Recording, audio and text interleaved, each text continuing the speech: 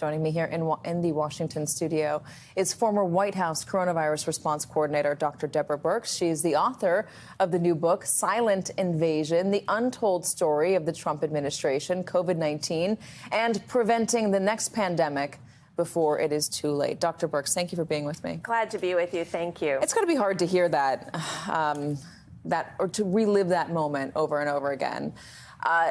I know you're doing a lot you talk a lot in the book about how to look forward, how to prevent this stuff from happening again. But in order to do that, you're going to have to get people to listen to you. And there's a good portion of the country that is still very angry about not just that moment, but other things you said during your time at the White House and the ways in which it seemed like you were defending a man who was spreading misinformation and putting lives at risk in this country. Yeah, I can understand how a lot of people are angry. They're angry about the pandemic. They're angry that the pandemic continues. They're angry that we're finishing our fifth surge. They should be angry that we're not prepared for the sixth and seventh surge, which will come, and we should be preparing in each of these laws. I mean, that's what I tried to bring to the White House, is a deep understanding of how to integrate data sources to really understand what's going on. So I can see things in the data that really resulted in us being better prepared for the summer surge, better prepared for the winter surge. But I think there's still preparation that needs to be done now, and we need to be using data in real time. And I think there were people in the White House, I believe that, because they were using my data for decision making and moving forward. Why do you think the president wasn't listening to your data and your advice? I think I described this in the book. In reflection of going back and going through all the emails I had written and all the memos that had come to me, I had 25 boxes. They're all at the National Archives and goes into great detail. But what was in there is a memo from CEA just after we had gotten the president to do the 15 days, the 30 days to slow the spread. And I really felt like we were making progress in containing the virus. Now, we were in crisis mode. Don't get me wrong. You don't do that kind of lockdown unless you're in crisis. We never had to do that again. But the CEA wrote, using my same data, that I had misrepresented the data, and really only 26,000 Americans would die rather than the 100,000 I predicted. But why do you think that they were not listening to the actual data and saying you were misrepresenting the data? What was the goal? I think they honestly believed that they were right in that moment. You do think that they think that the virus was not a big deal, and that I think they believe almost that they a million right. people have now died from Correct. this here in the United States Correct. alone. I believe there was a group in the White House throughout that entire year who believed the reaction to the virus was overblown the entire time. Now, there were things that we overdid, and there were things that we underdid as a country. And those are the things that I really wanted to talk about in the book. But I also wanted people to see what I learned by being on the ground, seeing what governors were doing and mayors were doing. And I can tell you, I learned as much from Republican mayors as I did from Democratic mayors, and Republican governors and Democratic governors.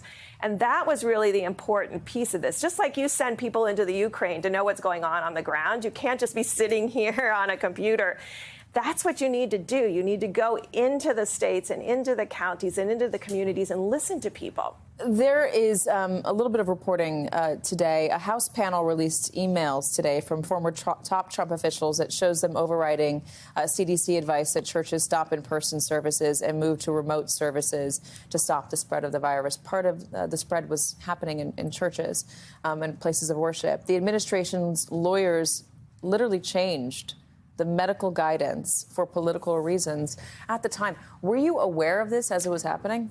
No, so there's a separate process for CDC guidance that goes through the OMB system, and I didn't see it. In the times when I saw the CDC guidance, I would disagree with them on scientific issues, not on an issue about the safety of indoor spaces, because I knew the virus was aerosolized. I knew there were asymptomatic people. I knew that's where transmission was occurring. So I certainly wouldn't recommend that people in that moment when we were we had no treatment at that time. So we really, and we had very few tests. So we needed to get all of these resources available and protect as many Americans as we could. Going back to March 2020, April, at the early stages, it was a really scary time. Yes. We didn't know what was going on. We didn't understand exactly how this was transmitted, how severe it would be, who would hurt, who it would not hurt. There was no treatment, as you said. The tests that the CDC put out didn't work. There was a lot of scared folks out there washing down groceries. People were dying. The pandemic was politicized, deeply politicized, while you were at the White House. It was politicized by Donald Trump. And there were times it felt like you were giving credit to him. There was one moment, I don't need to play it, where you were standing at a White House reporter location, and you said he reads a lot and he's really taking it in. And I think for a lot of Americans, they would see that and they'd say, okay, my president knows what he's talking about, I'll listen to him. But he wasn't giving good advice. In that moment, he was. And that was the difficult piece. And I think that's why I wanted to write the book, because I wanted people to see, when I arrived at the White House had this blasé, the risk to American people is low. And that came from our agencies and our agency leadership, as well as the president. I could see, even then in the data. That's why I went to Africa and convened the African leaders here in January to say, this is serious. So when I came back with a very serious message. And so I used the data that I was getting from around the world to show people how serious this was going to be and how that tsunami wave was headed to the United States. In that moment, the president looked at those graphs. He did the 15 days. Well, first he did the European travel ban, then the 15 days to slow the spread, and then the 30 days to slow the spread. I'm thinking that the data is convincing the president. And that's why I said that at the time. When it became clear that the data was not convincing the president, why didn't you stand up and say, this is not right? People are at risk. This is dangerous. We have nearly 1 million people nearly 1 million people have died of COVID. They were dying at a very rapid rate at the time that you were in the White House. Correct. You might not have felt that way when you were saying he was reading the material and really understanding it. But what about when it became clear to you that he was dangerous, that he was saying to people, inject bleach into your arms to clear out the virus? He said he was joking, but that's not the way the American public takes him. The CDC had poison hotlines and people calling in and saying, oh, no, I ingested bleach. And that's why I asked dangerous. The FDA and CDC to do that. And as soon as I left that room, I made it clear to the leadership. Why didn't you get out in front of a podium and tell the American public, I'm a White House health official. I'm in charge of the response to this pandemic. And you need to listen to doctors. I'm sorry, not the president of the United States. So I did that on local media. And I was barred from doing that at national media. And there are people who said, why don't you leave and just do that? I would have had 5 seconds to do that. And then the White House would not have used data for decision making to save American lives. And we did do that. So you're saying it would have been worse had you been fired? Absolutely.